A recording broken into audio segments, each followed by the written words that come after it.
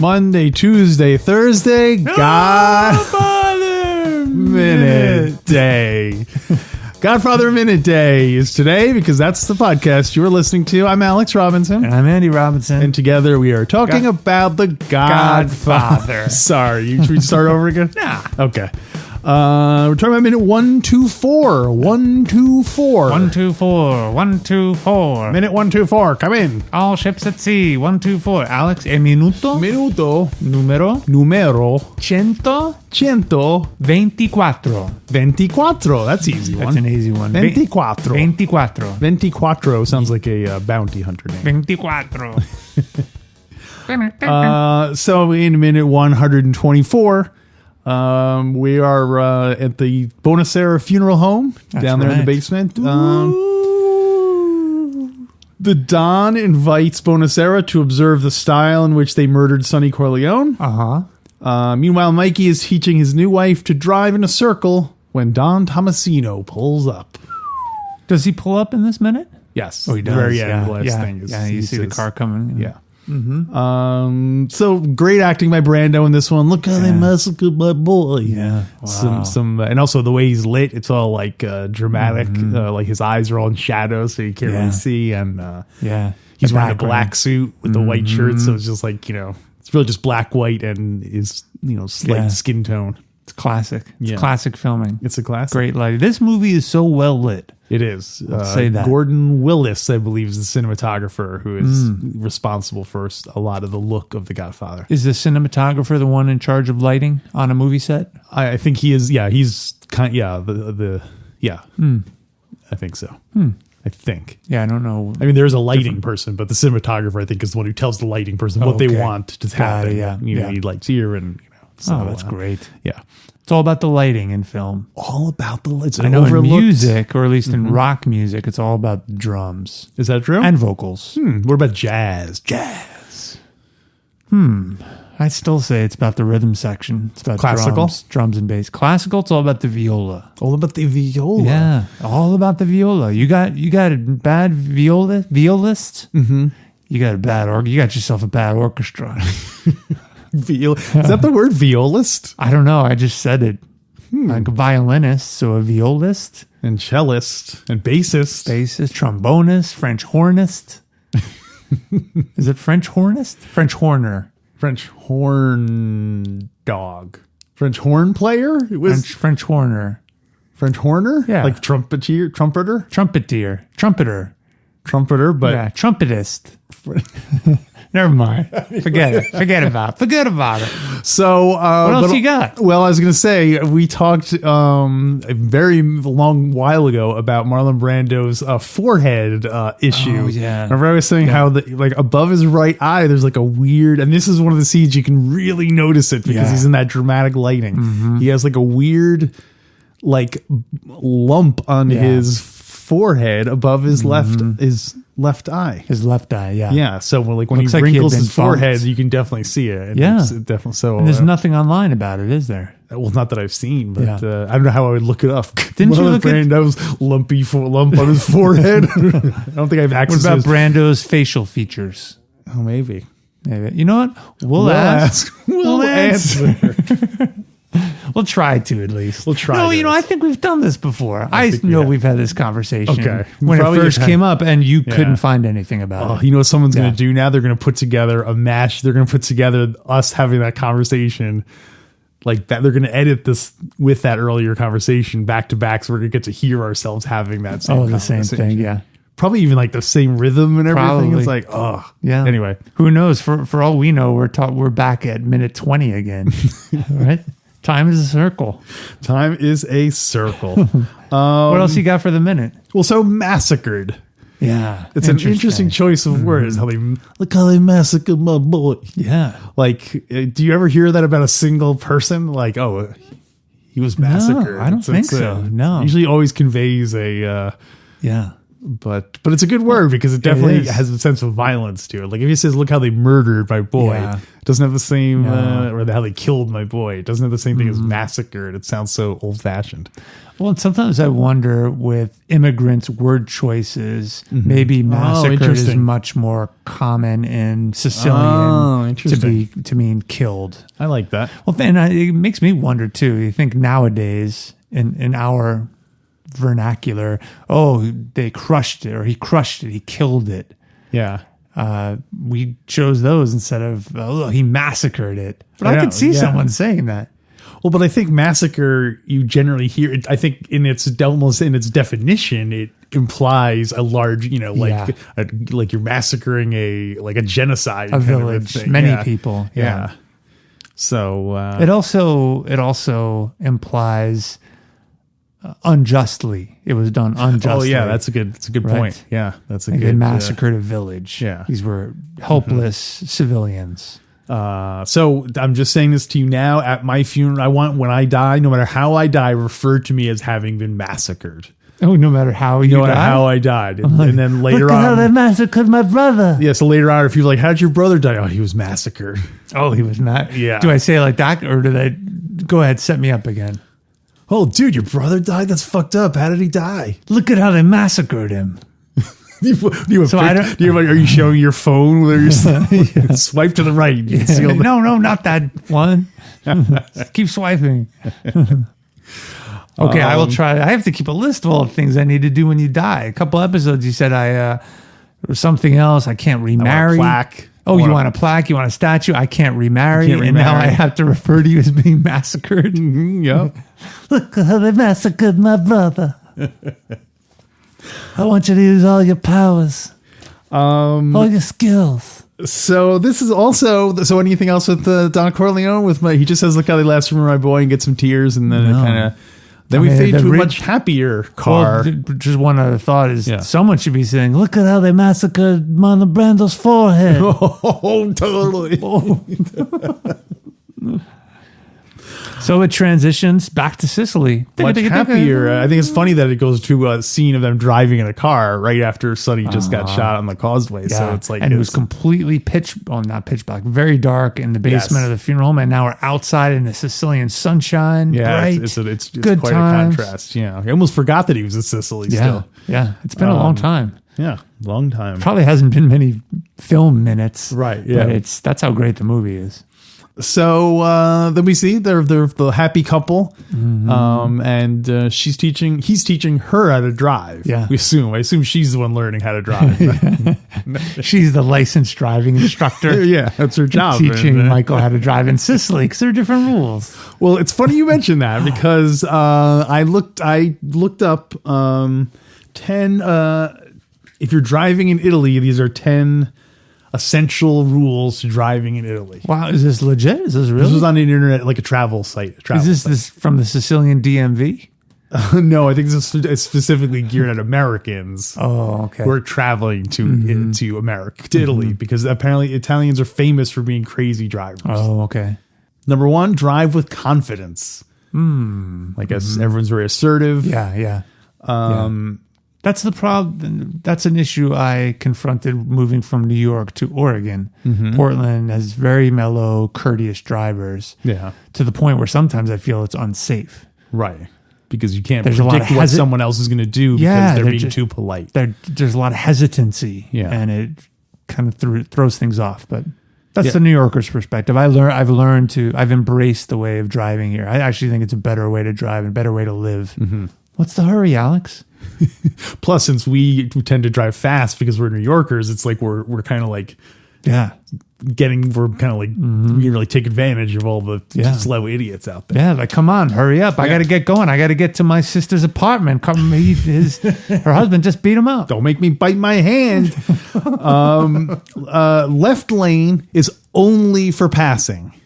Every country has that rule, and no one follows it. Well, what they're saying is that, but I guess in Italy, they're saying that when people are, because of that rule in Italy, people take it seriously enough where they don't even look when they're going into the right lane because they assume the car that's behind them is is going slower than you because you're passing them. Yeah. So, but obviously that doesn't work. Interesting. Wow. Or if you're dealing with like a multi-lane highway type situation. But I know ideally that's what you're supposed to do. But apparently I feel like I went to driving school to get stupid. Apparently in Italy, stop signs mean you don't have to stop.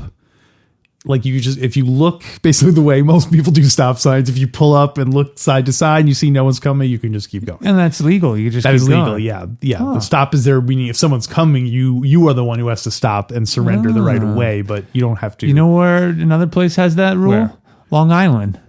I was gonna say, isn't that kind of like all stop signs? Like Long Island. The term is the Long Island stop sign. Because I've always heard of California stop is like everywhere. I do that 3 blocks from my house here in Portland. Watch the kids when you're backing out. Though. Oh, that's why Clemenza said it, because he's going based on Sicilian rules. Oh yeah. Oh, that's rule number 4, right? What? Watch the kids while you're backing. Watch the kids when you're backing out. No, number 4 is always fold in your side mirrors. When you're driving? No, when you're parked. Oh, okay. Because apparently that's like you can really get clipped. The streets are tight. Yeah, the streets are tight, and it's. Rule number 6 is I want to get to New York sometime this month. Number 6 is keep your friends close.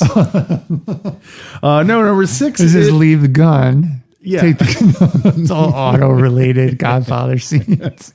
Use the horn. Okay. Use the horn to communicate with other people because Apollonia does that. Yeah. Michael. So that's something also that in America they do. In here in Portland, people almost never use them. No, never. Yeah. In New York, people use their horns, I think, quite a bit. Oh yeah, definitely. Yeah. And I wonder if that is because it's just a big city, or because if there's Italian influence going back from the 20s, early immigration. This is kind of has to do also with the passing thing. Mm-hmm. The expression they have in Italy is you watch your front, everyone else watch your back. So don't expect any driver to be looking behind them to see if you're coming up or anything. Like, gotcha. Everyone looks, you look forward and it's up to them to look at your back. Yeah. That's like skiing, by the way. Is it? Yeah. You always have the right of way if you're in front. Speed cameras are everywhere. Really? Apparently, so be careful. You would think that in a country full of crazy drivers they wouldn't, but maybe that's why they put them in there. Yeah. So that, well, it's funny as you're describing this. I keep thinking it's 1947. I keep picturing that's that. True, yeah. I don't think these were necessarily for. I think in Apollonia's, it's like number 1, check to make sure there's not a bomb underneath the car. That's the number one. That's right. Number 1 thing. Don't marry crime boss's son. These are the Apollonia rules. Yeah, exactly. Well, avoid thunderbolts. Yeah. When people turn on their turn signal, it means I'm turning, not I'm going to turn. Oh, I'm turning right now. Yeah, when you're turning is when you go, which is like, why would you need to know? Some people do that. Have you noticed driving? I don't mean to sound like just an old man ranting, but people really do that. It doesn't make sense to me. People, I guess better late than never. A lot of people don't even use their turn signals. Yeah. I notice as a pedestrian, people don't use their. Maybe if there's other cars around, they do. But even if there's pedestrians, they don't. Yeah. If you're coming upon a road and you see one of those mirrors that's like attached to a pole, so you can use that. You're mirror. Already dead. That's use that mirror because it's there because. People there know that you can get blindsided, it's, that's probably, generally a good idea. Yeah. And also the number 1, watch out for scooters. A lot of people on scooters. Yeah. A lot of, here in Portland, I see a lot of, not a lot, but more recumbent bicycles than I ever have before. Yeah. And they always have those big flags sticking out because I think people, there can be a tendency to run them over because they're so low. You can't even see them. If you're up in the car, their head is basically below your eye line in the seat. I love the concept of the recumbent bicycle, and I would love to get one. But you can't see them. You look so dorky. You look so dorky with that little 4th grade flag flying. Oh, you think it's just the flag that makes you look dorky? Oh, just the flag. I'm not against the bike. It's the flag. Have you ever ridden one? I have. My wife and I went to a shop and tried them a couple years ago in Southeast Portland. A recumbent bicycle built for 2? No, a tandem recumbent bicycle. That's super dangerous. Have matching flags. Well, no, then you could stack them up like bunk beds. Bunk bikes. Bunk bikes. That's it. I love it, Barney. That's the name of this episode. Bunk bikes, Barney. So we tried them, and if there were no such thing as cars, if they didn't exist, I would love it, and I'd get one. Yeah. Because it feels great on the back, and you're using different muscles, but totally unsafe. Yeah. My wife knows someone who is a big bicyclist, or was, and did a lot of recumbent biking. Boom, totally hit. Wow. It would have been better if he was a big bicyclist, because then he would have seen him, but... Yeah. And this particular guy, something crazy, like 7 feet tall, just unrelated to the story, but he was on a recumbent bike and he got hit, and it really, it almost killed him. And it was years and years of physical therapy to recover. And no, thank you. Do you think is it better to be... Even Bonacera couldn't fix those problems. With all his skills and all his superpowers. Do you think that it's worse to be knocked over by... If you had to get hit by a car, would you rather be in a recumbent bicycle or regular bicycle? That's a terrible question. I almost just say regular bicycle because obviously you can get... It just feels like more people are on them, and I feel like the recumbent bicycle, you're so low on the ground, and it would almost just feel like rolling over you. Oh, so you get rolled over? No, too? I don't know. Like if you're going to be riding your bike and you're going to get hit by a car. That's the thing. I think if you're in a recumbent bicycle and you get hit by a car, the car might not even know that they hit you. That's what I mean. So they may just keep driving and run over you. Whereas if you get hit by if you're upright, there's more chance that they'll see you, and then less likely that you'll have follow-up damage. Although if you're upright, there's more. It's going to be harder hitting the ground. Yeah, there's more. You're already on the ground on a recumbent bike, so maybe you just roll, which is terrible. But which one? I'm going to go with the recumbent. You have to choose. I'm going to go with the recumbent bike. Okay, I'll take upright bike. We'll see what happens. Because then at least we ask, we'll answer. Well, at least with a recumbent bike, when I'm lying on the side of the road half dead, I have the flag to wave for help. Well, see, that's why I'm counting on the upright bike. To at least I die instantly, and I'm not like just paralyzed there by the side of the road. No. What I do is I put a little cyanide capsule in the inside of my cheek, so in any situation, well, every recumbent bike comes with a cyanide capsule in the little stem, the steering stem. No, but the great thing about a recumbent bike is once you're hit and you're disabled, you can just continue using that recumbent bike as a wheelchair. It's efficient. Terrible. Anything else about the Sicilian driving rules? Well, I was going to say that we see Apollonia learning a new language. We do. So we see her learning English. Presumably, this is the first English presumably she didn't speak English when they first got to the village. That's right. And all the English she speaks is a result of him.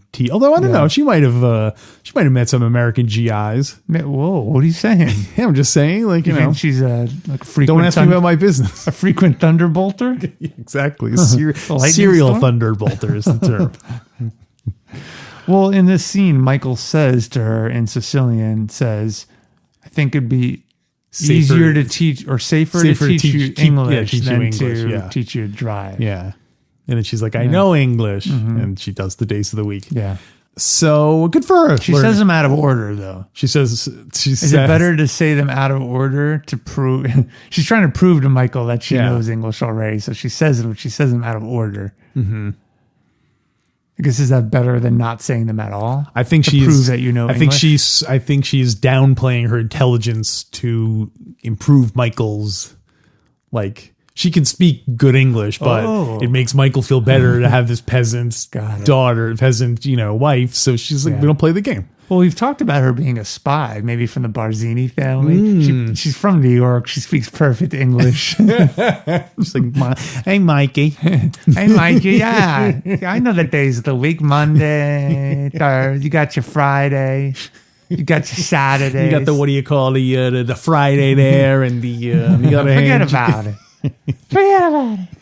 So, that's the she's learning English. She's learning English. Yeah. Can't be hard to learn. It can't be easy to learn English. Now, you speak fluent Spanish. I do. You know how to say all the numbers in Sicilian. Mm-hmm. Not all the numbers. If you had to speak another language, what are you going for? I It's not that I say if you could speak, if you had to speak another language. Knowing Spanish, I feel like I'm starting to learn Italian, and if I wanted to learn other Latin-based languages, it wouldn't be as challenging. So I might go completely rogue and go Mandarin. Mandarin? Yeah, something really funky. Wow. Yeah. Ni hao. That's hello. Okay. Or Arabic. I know people. Wow. Some people criticize how it sounds. I think it sounds awesome. Salam alaikum. Oh, and I don't remember what those are the days. Those are the days of the week. Oh, in Arabic. Anyway, how about you? What would you pick? I mean, if it was a Matrix style thing, I don't know. And you don't have to take the time to if I could automatically have it implanted in my head, implanted in you. You know what? I hate to say, I think I would do Spanish just because I feel like it's such a useful in America. It's such a useful kind of, and no, like it's around the world too. You can travel to a lot of countries with get by with Spanish. Yeah. You can go to Mexico. I can go to Mexico. I can go to Guatemala. You could order tacos in Mexico. See, we gotta be careful about doing accents because people get very touchy. Yeah. Although we are quarter Colombian, so we can do that. I'm just speaking our mother tongue. So I love using the word tongue for a language. It's very old. You had to learn a second tongue, which Orcish. Orcish. We haven't gotten to our D&D stats for this minute yet. We'll do that in the bonus content. Anything else for this minute, Alex? No, it's driving around. Mikey's there. It's pretty. I'm sure things are gonna. I'm so glad that we're getting some good news from Sicily. You know, it's good to have love and all this happiness after all the doom and gloom of the. It's funny because in my head I'm thinking that this is the scene where the car blows up. Yeah. It's not the scene. Because we combine those two. Yeah. The only other note I have is that 2 weeks ago we talked about, you and I agreed that we were both going to try out standing close to someone and talking to them, like LBJ, and using radical eye contact. How did it go? I gotta say, I feel like it makes me more confident. So you did it? It takes work to do because especially if your natural inclination is to break eye contact, but doing it like purposely, it really feels weird. You really have to work at it. But everyone has been submitting to my will. Wow. Like you'd be surprised what you can. Whoa. Just telling people with a direct eye contact and radical eye contact. But I'm saying that's part is direct eye contact and just telling what you want. People will bow to your will. So I think I just had an epiphany. Is the Force in the Star Wars universe, is that just winning friends and influence people? The mind control part of it? Yeah. Is it radical eye contact, confidence, standing close to people? I don't even think you have to have eye contact. Really? I think if you just stood behind someone and went, you will let me out of here. We'll have to keep an eye on that. Yeah. Well, I did not try it. I haven't had the opportunity. Because you were going to do the LBJ leaning over thing. I was going to lean into someone right next to their ear and whisper what I want. Talk past them. Yeah, not whisper. While avoiding eye contact. Well, no, when you back up, you maintain radical eye contact. Okay, yeah. You gotta admit, that's always a good scene in a movie where someone leans forward and says like what they're planning on doing or like how you can't stop them and saying it in a way that's totally just like calm and they're already dead. They're already dead. But not whispering, but I think saying it in a quiet voice, not whispering is good. So, well, do you want to rate this minute? See, I think it would have been great. I know we're not at this minute, but along those lines, if during the scene when Michael is trying to find out from Carlo if he's a traitor and which family he conspired with, if Carlo had leaned in so Michael's pressing him like who was it? Was it Barzini? And then I think Carlo should have done radical eye contact and Mikey leaned in and said it was Barzini. Oh, totally. That would have boom. Michael might have backed down if Carlo had stood up again, stepped close because Mikey was sitting. Yeah, I think confidence. No joke, confidence is like 70% of life. Yeah. And the other 30% is running the candy store thoroughly. And 99% inspiration. And showing up. That's half the battle. 85% showing up. Sorry, knowing is half the battle. Doing something about it is 4/8 of the battle. You ready to rate it? I gotta think about it because you got some great Brando emoting here. It's a very, it's tough because you got a great scenelet, the end of the scene, great dialogue, and then you got I got some, at least in our world, an iconic moment with Apollonia. Right. I'm ready. I got mine. 1, 2, 3, 4, 5. Oh, yeah. It's so funny because I was going to go like 4. I'd say it's 3.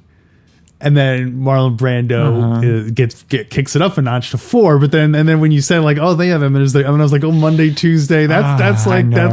Yeah. And Marlon Brando's line. Yeah, I know. So I'm going 5. Yeah, good for you. I should have gone 5. Yeah. I bet next week I'm going to underrate and you're going to overrate. It's always restoring balance to me. So, what do we got going on in the bonus content? I don't know. What do we do? We're going to talk about the Step Godfather. The Step Godfather, plus our usual things like horoscopes and political D&D cartoon, stats, D&D things, all in terms Beatles of the songs. Godfather. And also, we are going to reveal whether it's better to be hit with a recumbent bicycle or a upright bicycle. That's right. We're going to try that during our break. And we should also play the new Mo Green countdown.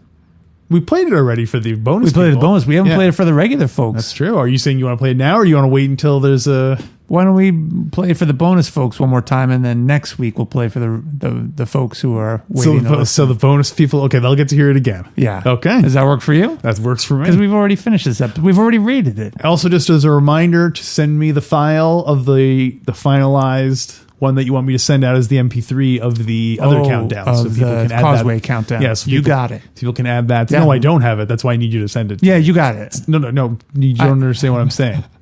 Would you go to college? You get stupid. All right, so stick around for the bonus content, and until then, look how they massacred my boy. What am I gonna do?